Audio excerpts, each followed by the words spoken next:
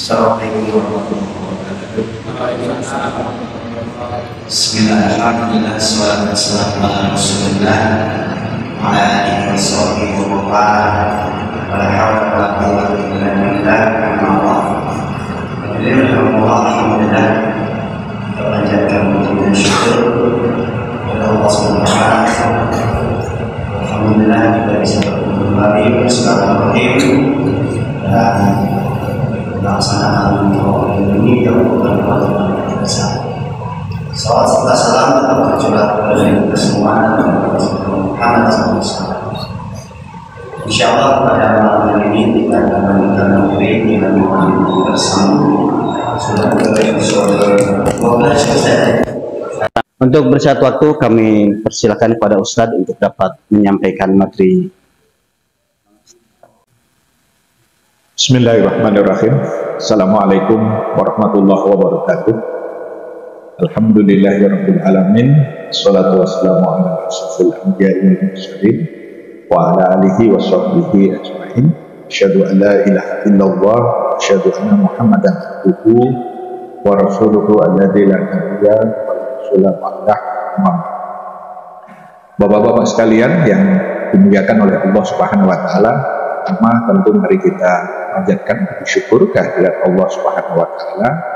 Sholawat dan salam kita sampaikan pada baginda Rasulullah Shallallahu alaihi wasallam, keluarga, sahabat dan juga umatnya kita semua hingga akhir zaman. Amin ya Allah ya rabbal alamin. Yang kedua, bapak-bapak sekalian sehat ya, Darama. Semangat. Jangan kalah sama Persib tadi. Jadi jauh-jauh kalah. Jauh-jauh Persib dihudak. Mudah-mudahan kebersamaan kita bapak-bapak sekalian alhamdulillah senantiasa diberikan taufik dan hidayah. Saya sengaja dahulukan taufik karena taufik itu adalah diberikan kemudahan oleh Allah. Hidayah sebenarnya sudah ada di depan kita, yaitu Islam. Tetapi taufik itu akan kemudian membuat kita semakin mudah untuk mengambil hidayah tadi itu sebagai petunjuk ya di dalam kehidupan kita sehari-hari. Insya Allah bulan ini sudah masuk bulan apa Pak? Saya sudah tanyakan setiap kali mulai ya. Bulan apa Pak hari ini? Hijriah? Masih belum connect. Jumadil akhir, Jumadil Sani atau ya. Jadi ini sekarang kalau di HP saya sudah tanggal 4, mungkin ada yang tanggal 3 ya, enggak ini biasanya enggak terlalu jauh beda. Jadi ini tidak terasa bahwa sekalian kita sudah masuk kepada bulan Jumadil akhir atau Jumadil Sani ya. Saya sengaja sekali lagi untuk kesekian kalinya mengingatkan tentang pentingnya bulan Hijriah ini agar kita senantiasa punya kesadaran akan waktu ya bapak-bapak sekalian, dari sisi bahwa kita semua ini, saya berkali-kali sampaikan dan ini mungkin saya ulangi, bahwa baginda Rasulullah SAW itu wafat itu di usia 63 tahun Pak. Tetapi 63 tahunnya itu banyak yang tidak tahu bahwa itu adalah dengan penanggalan Hijriah gitu ya, sehingga jangan sampai bahwa bapak nanti menghitung sesuai dengan Masehi, umur saya mah gitu, sudah dekat dengan Rasul. Sebentar, usia Rasul itu 63 ketika wafat bapak sekalian, itu berdasarkan ya tahun Hijriah. Karena kalau bapak-bapak kurangkan tahun Masehi, beliau lahir itu kalau secara Masehi itu 571 Masehi, wafatnya itu 632. Coba bapak kurangkan, berapa itu? Berapa dikurangkan? 632 dikurangi 571 berapa Pak? 61 kan? 661 tahun. Tidak ada orang yang mengatakan ya bahwa Rasul itu wafat di 61. Pasti kemudian hitungannya 63, tetapi tidak dengan catatan bahwa di situ berdasarkan Hijriah. Makanya kemudian kenapa saya senantiasa mengingatkan ulang tahun milad ya dari bapak-bapak kita semua itu pastikan di bulan dan tanggal serta tahun Hijriah, sehingga Jangan sampai nanti kemudian merasa kalau umur saya 61 tahun, ada masih kemudian 2 tahun lagi menuju 63. Jangan-jangan 61 itu berdasarkan Masehi, sebenarnya hampir-hampir bisa dipastikan 63 Pak di Hijriah. Jadi sebenarnya Bapak udah sampai pada usia baginda Rasulullah SAW, begitu ya. Kemarin ada sahabat saya, neneknya itu meninggal di usia 99 tahun. Saya bilang kalau Masehi itu berarti sudah kalau Hijriah sudah lewat 101 pasti, kemungkinannya sekitaran 101 tahun. Jadi luar biasa Allah memberikan usia kepada kita semua. Nah, ada kesempatan yang ke-11 ini, tadi ke-12 itu sebenarnya termasuk, tidak saya masukkan pengantar Pak, waktu pertemuan pertama. Jadi 12 itu sesuai dengan yang saya sudah sampaikan materinya, itu ada 11 materi utama, 1 materi pengantar, jadi 12. Hari ini kita sampai setelah kemarin ya kita membahas tentang hijrah baginda Rasulullah SAW dari Mekah ke Madinah, maka kita membahas hari ini bagaimana membangun masyarakat Islam di Madinah. Kemarin sudah saya sampaikan bahwa peristiwa hijrah baginda Rasulullah SAW itu intinya adalah perpindahan dari Darul Kufur ke Darul Islam. Ya, jadi Darul Kufur itu apa? Saya sudah sampaikan sebelumnya. Darul Kufur itu adalah negara yang menerapkan hukum kufur. Ya, dan keamanan negara itu tidak dijamin dengan keamanan kaum muslimin, dan itulah Mekah pada saat itu.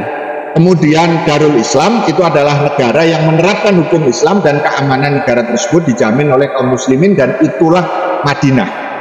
Gitu pada saat itu. Ya. Nah, bagaimana kemudian membangun masyarakat Islam itu sendiri? Kita lihat Bapak sekalian, Madinah sebelum diubah namanya, itu namanya adalah Yasrib. Ya. Kata Arab Al-Madinah kalau secara umum itu adalah kota, Pak. Ya, dikenal sebagai Yasrib, ya, abadikan oleh Allah dalam surat Al-Ahzab, ya. Kemudian dikenal juga sebagai kata Thaibah, gitu ya. Tetapi setelah baginda Rasul hijrah, maka ya Yasrib itu diubah menjadi Madinah, yang lengkapnya itu Pak Madinah Al-Munawwarah. Madinah itu kota, Munawwarah artinya apa? Munawwarah. Ada sinetron pemainnya namanya Munawwarah. Kalau laki-laki namanya Munawar. Kalau laki-laki Munawar, kalau perempuan dikasih tak marbutoh jadi Munawwaroh. Itu apa Pak? Bersinar. Jadi kota yang bersinar. Maksudnya sinarnya itu bukan karena lampu yang terang seperti ini, tidak. Karena jangan lupa Bapak sekalian bahwa saat itu secara teknologi kondisinya tentu sederhana.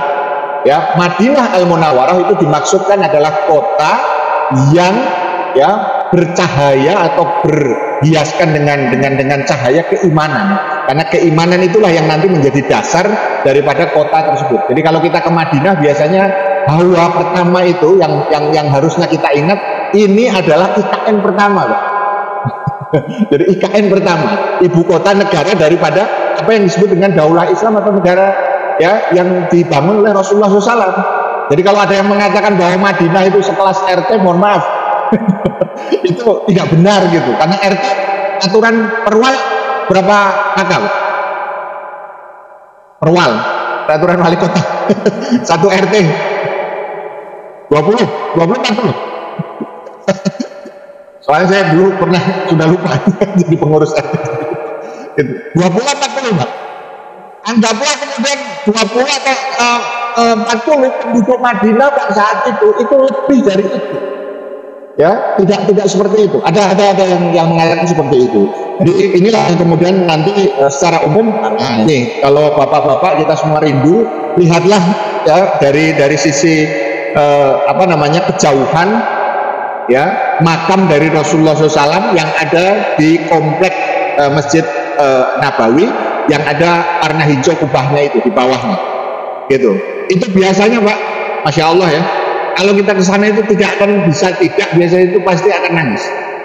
Jadi semacam kita kayak akan ketemu dengan Rasul begitu. Padahal jangan lupa kita tidak pernah secara zaman itu berketemu dengan Rasul. Bahkan kita berjarak lebih dari 1400 tahun ya yang ada di situ. Nah, dari sinilah kemudian maka ketika Rasul membangun masyarakat, pertama yang harus kita pahami adalah bahwa apa sih sebenarnya masyarakat itu? Secara konsep Bapak-bapak sekalian, masyarakat itu adalah kumpulan individu yang dia berinteraksi secara terus-menerus.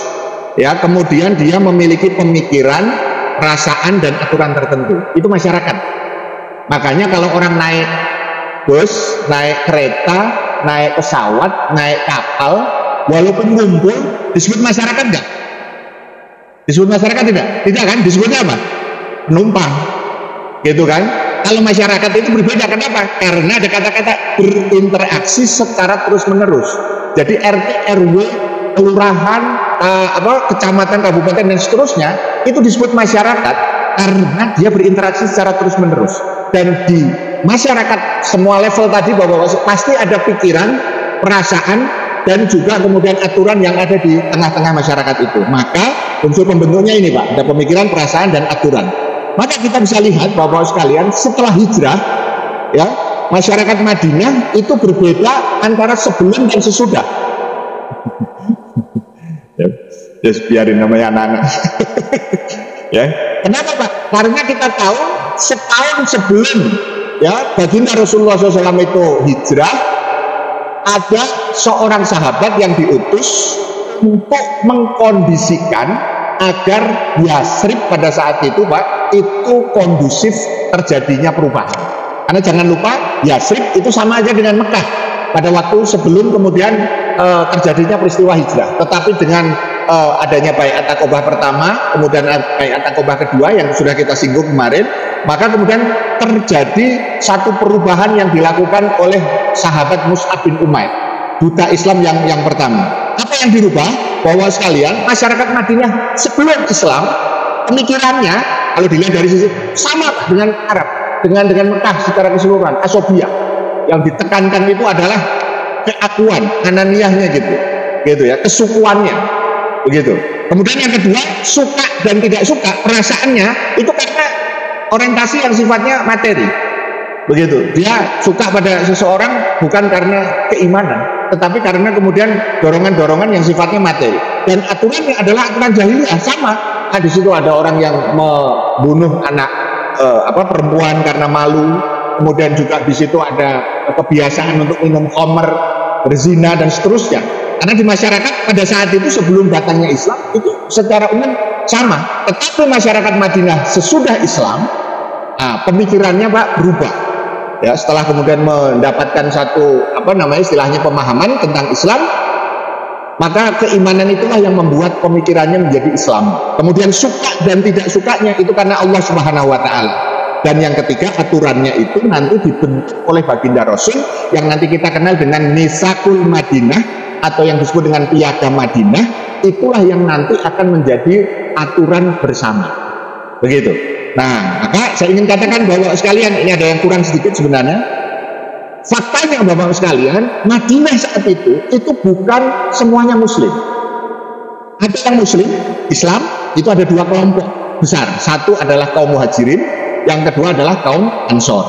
Kemudian yang kedua musyrik Pak. Yang musyrik ini ya mereka yang tetap menyembah berhala masih ada. Kemudian yang ketiga itu Yahudi. Ini satu kurang sebenarnya, Yahudi harusnya plus dengan Nasrani.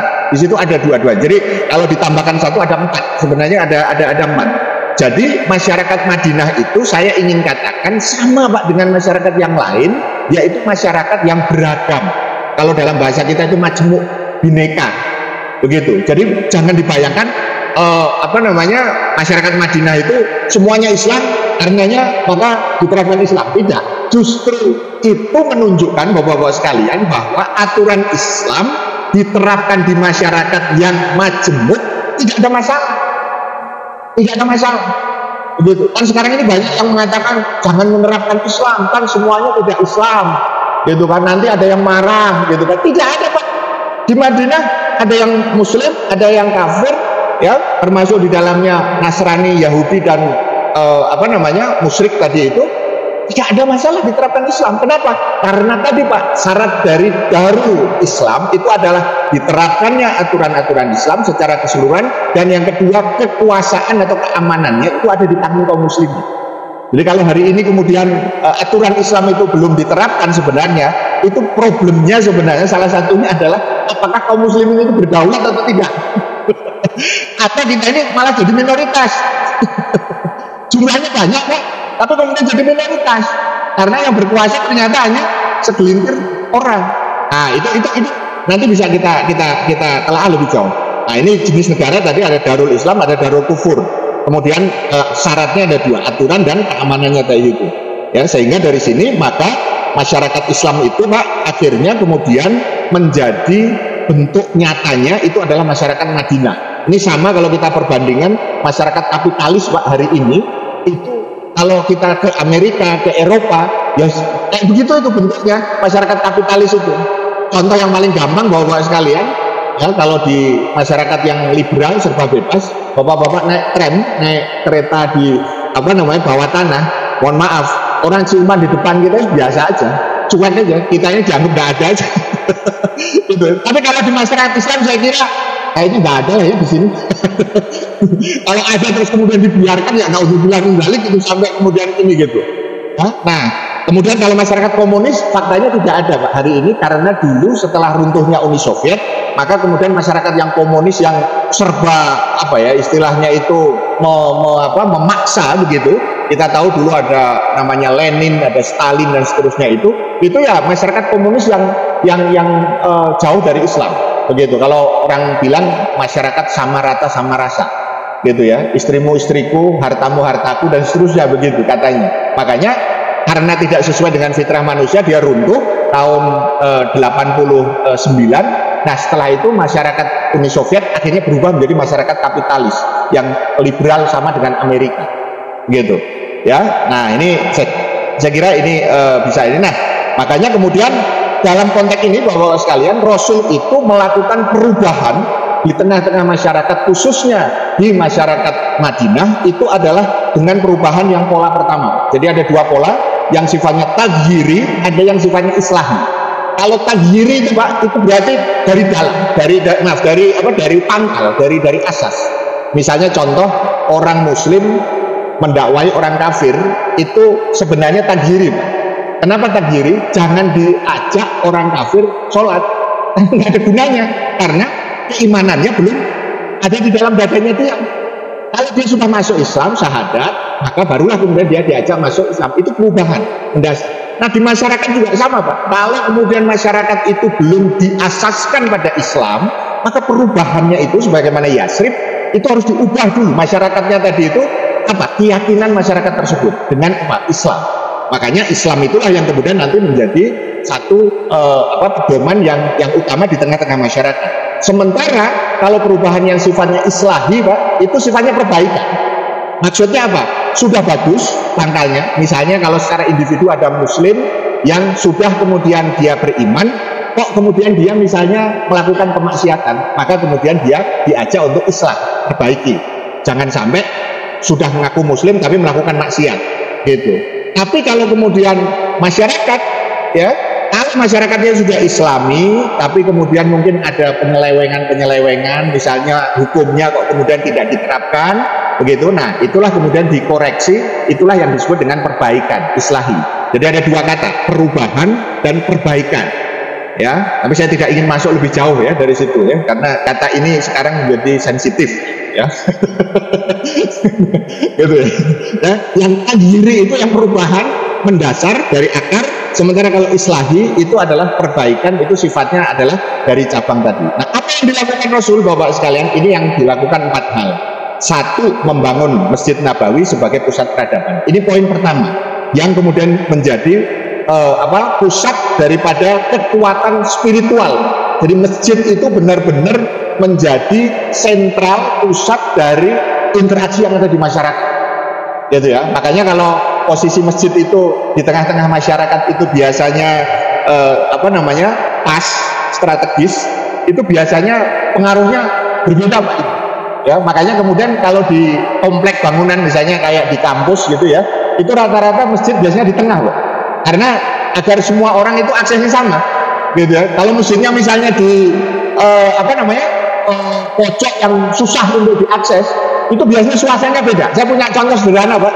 Bapak tahu ada pabrik kertas ya di Soekarno Hatta itu, apa namanya, Puri Nusa. Ada yang sudah pernah masuk Pak? Udah, Bapak di situ Pak. Masih di situ Pak? Oh, udah besar ya. Sudah Pak, tapi ada ya, masjid di belakang sudah ini ya.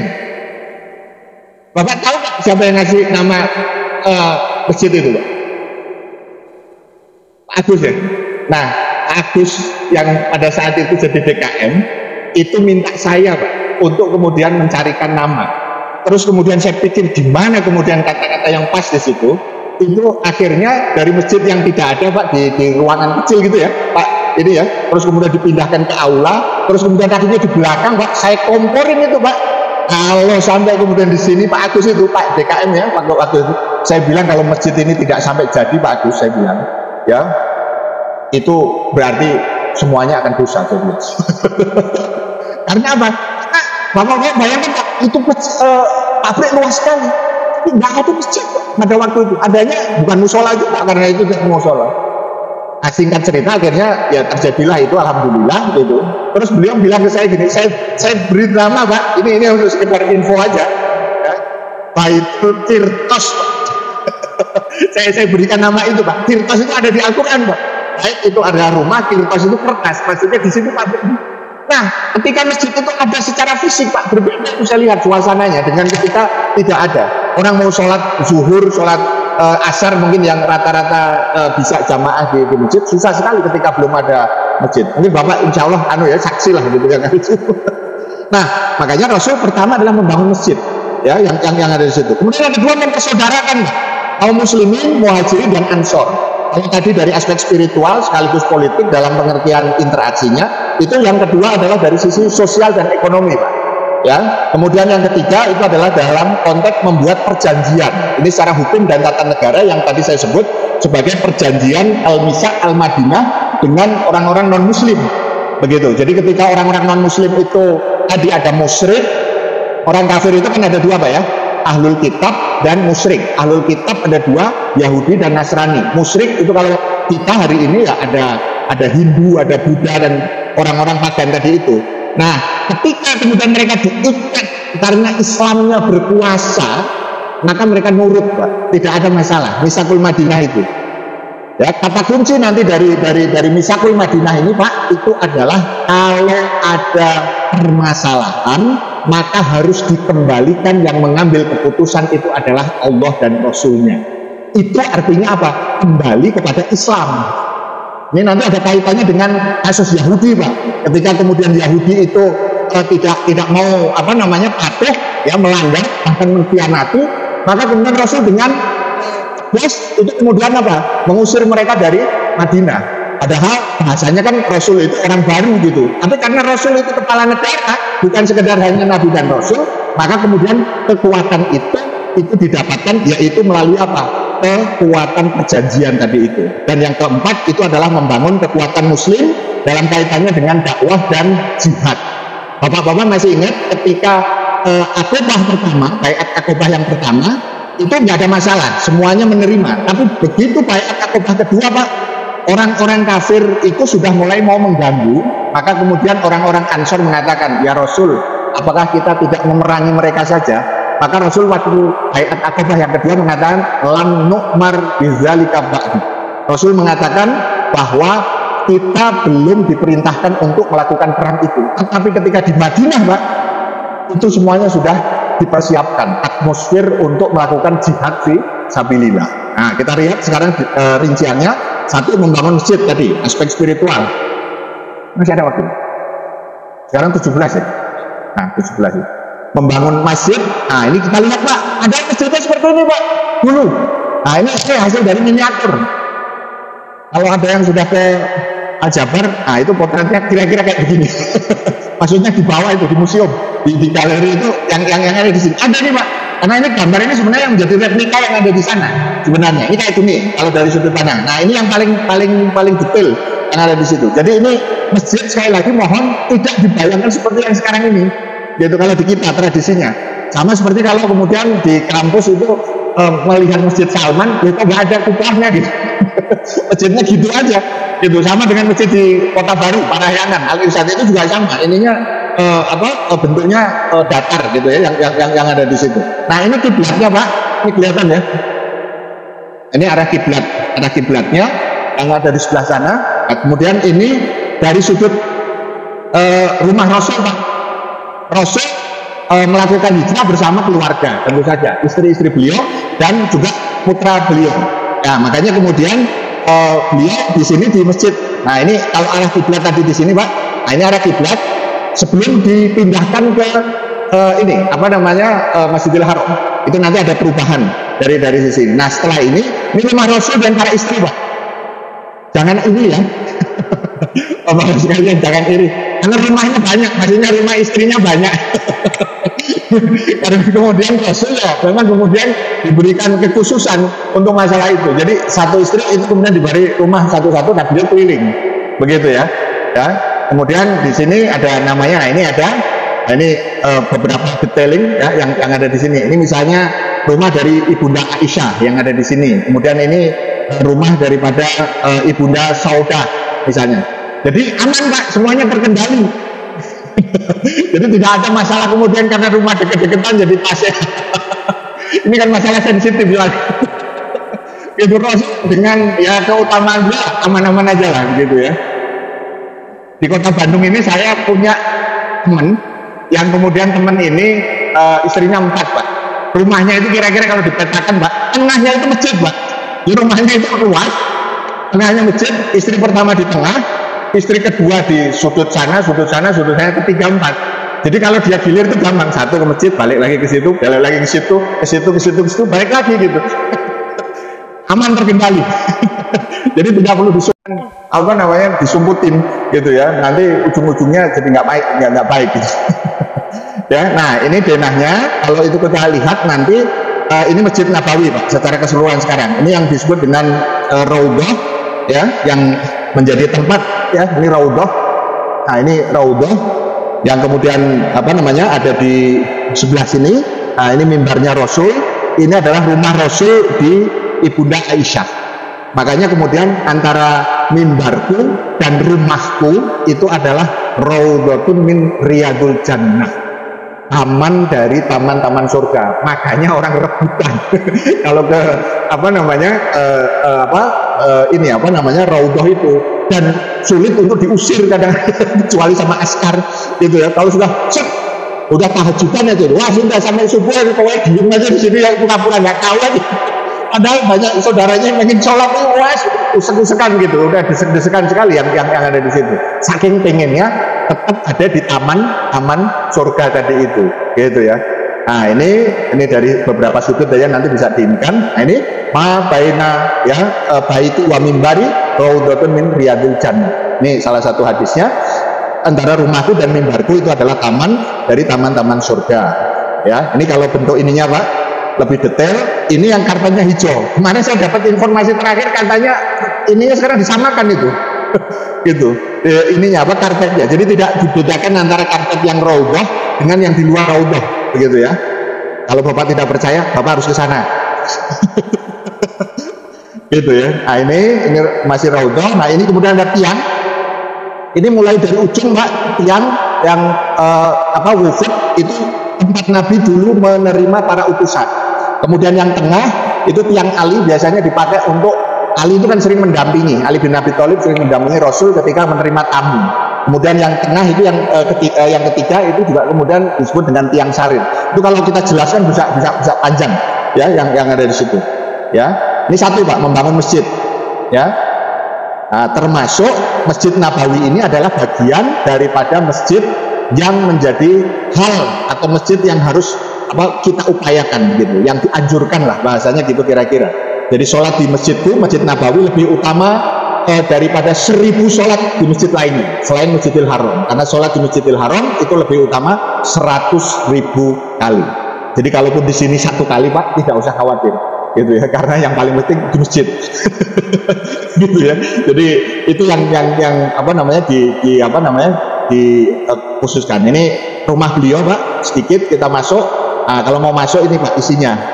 Kira-kira kalau kita mau review gitu ya, rumah beliau itu ya modelnya gitu aja Pak, kotak gitu. Jadi tidak ada kemudian macam-macam gitu. Isinya juga gitu Pak, tidak ada macam-macam. Ya, yang normal gitu lah kira-kira. Nah, kalau ini tempat tidurnya Pak, kita bisa lihat di sini. Ini tempat tidur Rasul. Ini keadaan Rasul setelah kemudian dimakamkan, itu dimakamkannya di rumahnya Ibunda Aisyah. Ya, pada saat itu tuh di sini. Nah, setelah itu kemudian wafat Abu Bakar di sini di sebelah, kemudian makam Rasul berikutnya itu di sebelahnya adalah ada Umar bin Khattab ya, yang ada di situ. Ini Masjid Nabawi. Ini sekarang. Nah, ini yang biasanya kalau kita lewat di tempat ini ya, di makamnya Rasul, maka kita dianjurkan untuk kemudian memberikan salam, dan insya Allah ya Allah memberikan jaminan ya Rasul itu diizinkan untuk kemudian menyampaikan atau istilahnya membalas salam kita, begitu. Jadi luar biasa di situ, dan biasanya air mata itu susah untuk tidak turun, begitu ya yang di situ. Nah, ini kalau dilihat dari luar Masjid Nabawi secara keseluruhan. Yang kedua Pak, itu adalah mempersaudarakan kaum muslimin, muhajirin dan ansor. Ini tadi aspek sosial dan ekonomi, gitu ya. Nah, mereka kemudian minta agar secara sosial umat Islam itu menjadi kompak, kuat. Nah, ada contoh ini Pak, ini yang seringkali membuat orang terpaku. Sekarang kita akan hari ini menghadapi masalah Pak ya, ketika saudara-saudara kita Muslim di Rohingya ya itu mengungsi di sini karena mereka diusir, dibantai. Sebenarnya bukan hanya diusir, dibantai, dibakar rumahnya, sebagian diperkosa, dibunuh dan seterusnya. Tetapi mereka tidak boleh kembali Pak, karena menurut undang-undang mereka, undang-undang kewarganegaraan ya, Muslim itu dikeluarkan Pak dari Myanmar, begitu. Karena mereka ini sebenarnya sama-sama persis jajahan Inggris. Jadi ketika Myanmar dulu namanya Burma, itu kan dominasinya Buddha.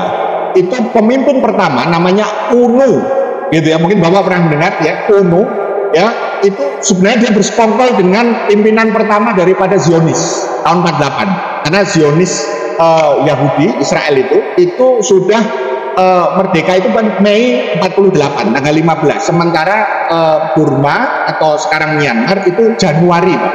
Nah, mereka sudah bersekutu dari situ. Karena apa? Mereka mendapatkan kemerdekaan itu dari Inggris. Kalau Myanmar itu Burma itu dari Inggris setelah kemudian mereka berkuasa. Nah, sementara Zionis itu diberikan kekuasaan oleh Inggris itu di Palestina tahun 48. Makanya mereka itu kompak untuk kemudian jahat kepada kaum muslim sampai hari ini Pak, gitu ya. Nah, kalau kaum muslimin Pak dianjurkan itu seperti apa yang dilakukan oleh Rasul ketika kaum Ansor dan Muhajirin itu dipertemukan Pak. Ada seorang Ansor namanya Said, ada seorang Muhajirin namanya Abdurrahman bin Auf, yang kita kenal nanti orang yang konglomeratnya lah gitu kira-kira. Dia mengatakan gini Pak, aku orang Ansor yang paling banyak harta, aku bagi dua. Kira-kira kalau saudara kita kira-kira ikhlas nggak Pak? Ada saudara kita bisa kebakaran terus ayo masuk rumah aku ini paling kaya, bagi dua gitu, kira-kira rela nggak Pak? Ini bukan saudara kandung loh Pak, tapi saudara seiman. Kemudian yang kedua, aku punya beberapa istri gitu ya, kemudian pilihlah, karena dia tahu Abdurrahman ini tidak bawa apa-apa, istri tidak bawa harta apalagi dan segala macam. Pilihlah yang kamu suka, aku akan ceraikan, kemudian engkau nikahi setelah masa iddah. Kan luar biasa. Kira-kira Bapak ditawari gitu lagi ngungsi gitu, diterima tidak? Diterima tidak? Ragu-ragus. Diterima, Abdurrahman tidak Pak. Gitu aja, tunjukkan saya pasar, karena dia ini pebisnis ulung gitu. Begitu kemudian nanti diputer dia tanpa modal Pak awalnya, karena kepercayaan Abdurrahman akhirnya kemudian bisa menjadi orang yang terkaya, yang hartanya Masya Allah barokah sampai hari ini, gitu ya. Itu persaudaranya sedemikian begitu Pak, sehingga ini abadikan di dalam surat Al-Hasyr. Nah, kemudian yang ketiga itu perjanjian Madinah dengan berbagai elemen tadi, non muslim, aspek hukum. Nah, ini Pak, piagam Madinah itu, misak Madinah, Al-Madinah itu. Jadi intinya nanti Bapak bisa cari lebih detail di internet. Intinya kalau ada persoalan maka kemudian dikembalikannya itu pada Allah dan Rasulnya. Makanya kemudian ini Pak undang-undang atau konstitusi, undang-undang dasar atau konstitusi pertama yang tertulis, Pak, ya, di dunia. Kalau sekarang ini orang-orang hukum itu bicara tentang konstitusi, biasanya dirujuk Inggris, Pak, Magna Carta namanya, tahun 1200 sekian lah gitu. Kalau enggak Declaration of Independence dari Amerika tahun 1700-an. Padahal tahun 622, Pak, sudah ada yang tertulis. Nah, itulah kemudian sejarah seringkali dikaburkan, bahkan dikuburkan, sehingga justru ada seorang orientalis yang mengatakan begini, nadanya memuji tapi sebenarnya arahnya menghina. Negara Madinah itu terlalu maju untuk zamannya. Kira-kira Bapak mengatakan kepujian atau hinaan? Terlalu maju, Pak. Untuk pujian kelihatannya hina itu. Gitu loh. Emang kalau Muslim maju nggak boleh? Emang yang boleh maju hanya orang-orang kafir? Kan begitu. Padahal undang-undang tertulis itu adalah bukti bahwa kemudian sebuah peradaban itu maju, dan itu sudah dicontohkan oleh Islam.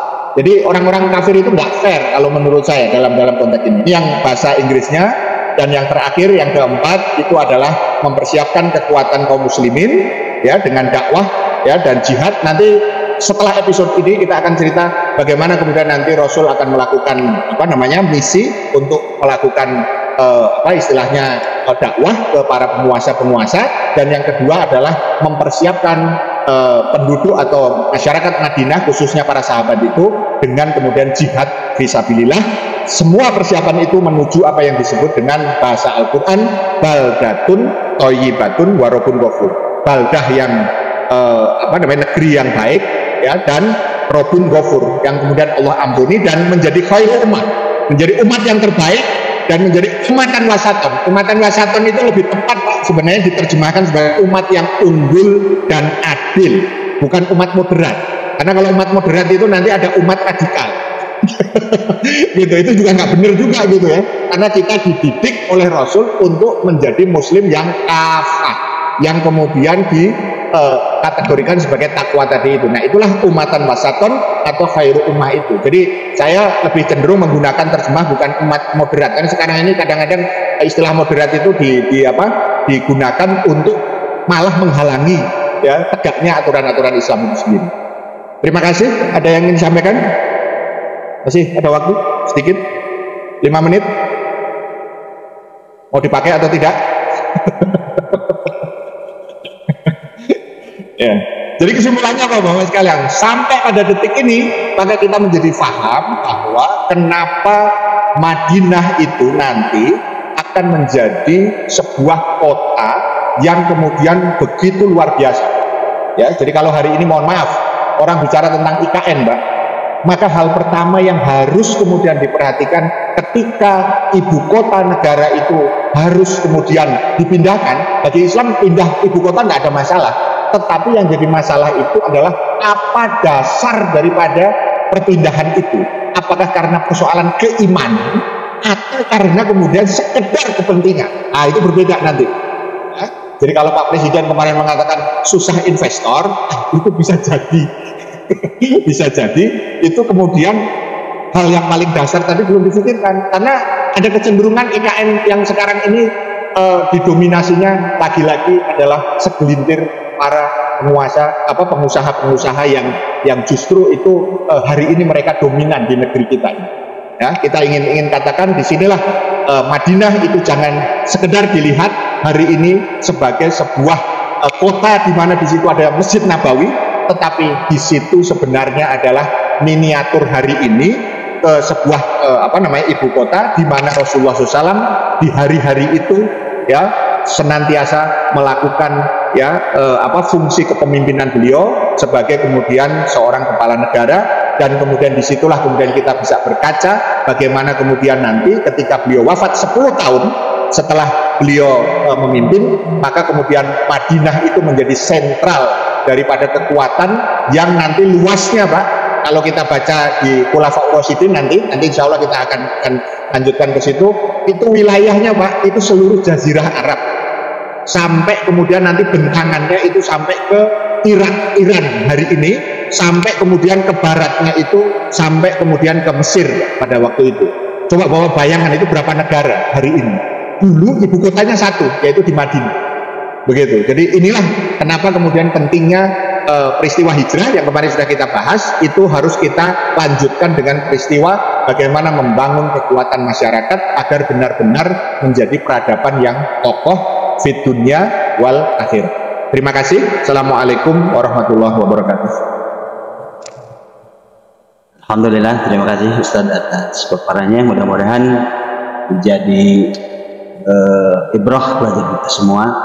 Kita tutup dengan doa majelis sama-sama. Subhanakallahumma wa bihamdika asyhadu an la ilaha illa anta astaghfiruka wa atubu ilaik. Assalamualaikum warahmatullahi wabarakatuh.